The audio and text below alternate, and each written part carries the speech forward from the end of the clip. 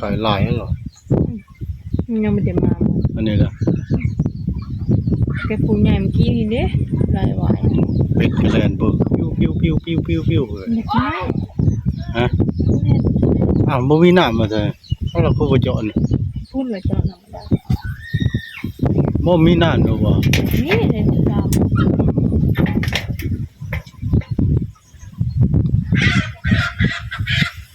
นะพูดแล้วกันไหมฮะไอ้แหลกงัด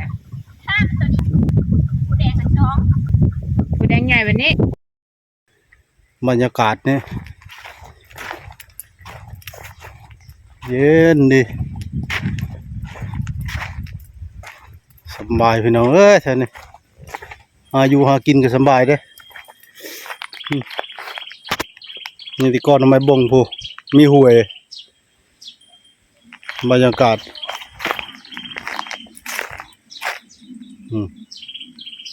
นี่ที่ก้อนทำไม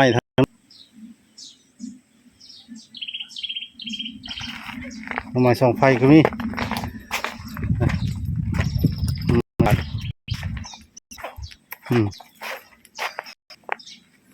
เบิ่งไก่เขาหลายเบิ่งเถินอยู่เพียงนาลงห้วยบ้างก็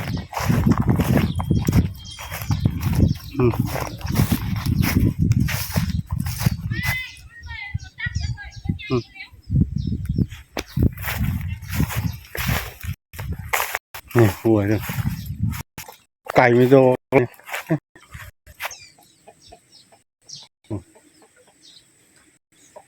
บาดเย็น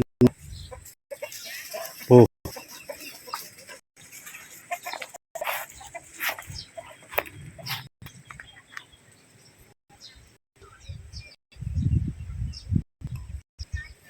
งัวมีขวดขวดใต้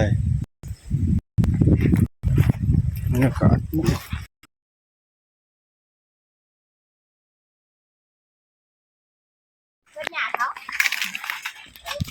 งาเขาน่ะในบ้านนะในบ้านงานเขาเขาเด็กแม่นำมาข้อเด้อ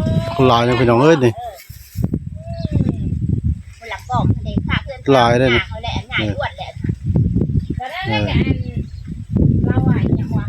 เรามาแม่นมาข้ออยู่นาเล่าได้นี่เบิ่งเข่าก็ได้เนี่ยลาย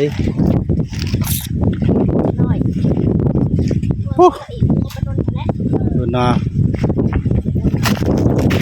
นั่งกับต้นมะข้อเลยบักใหญ่เนี่ยต้นมะข้อก็ได้ต้นบักใหญ่เทียงนา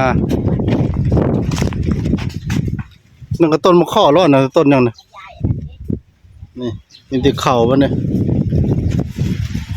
ที่ข้าอยู่นาคือกัน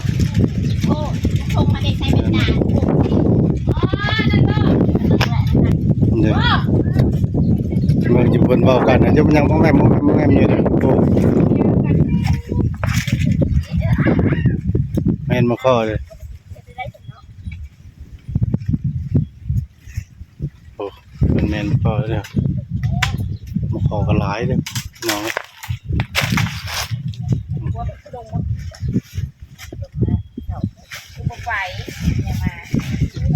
จะเป็นเห็ดเอามาข้อผู้เจ้าเห็นเห็นที่ดอกหว่าโอ้ก็ก็หลายพี่น้องมาข้อเลย